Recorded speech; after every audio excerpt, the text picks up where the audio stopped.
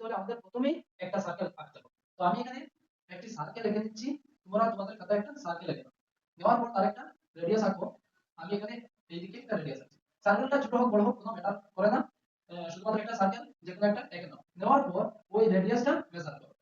তো আমি রেডিয়াসের দৈর্ঘ্য ধরে নিলাম x ইউনিট। এই রেডিয়াসটির ডিসটেন্স কত? x unit.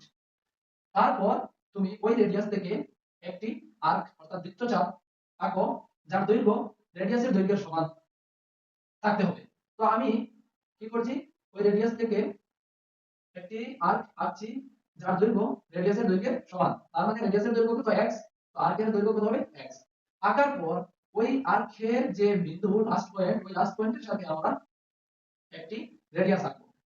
আঁকার পরে যে আমরা দেখতে পাচ্ছি দুইটি, আমাদের এখানে দুইটি কি আছে, দুইটি লাইন বা দুইটি সাইড পাওয়া গেছে, বা এখানে বিশেষত রেডিয়াস। তো দুইটি রেডিয়াসের মধ্যে একটা কোণ দেখা যাচ্ছে, ওই কোণের নাম হচ্ছে 1 রেডিয়ান।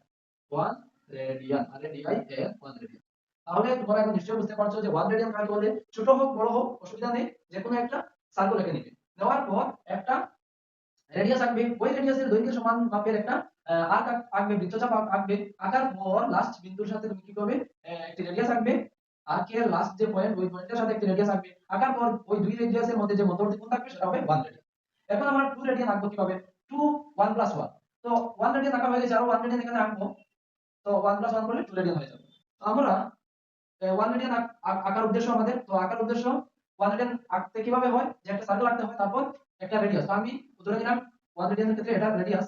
তো ওই রেডিয়াস থেকে ওই রেডিয়াসের দৈর্ঘ্যের সমান মাপের, ওই রেডিয়াসের দৈর্ঘ্য কত?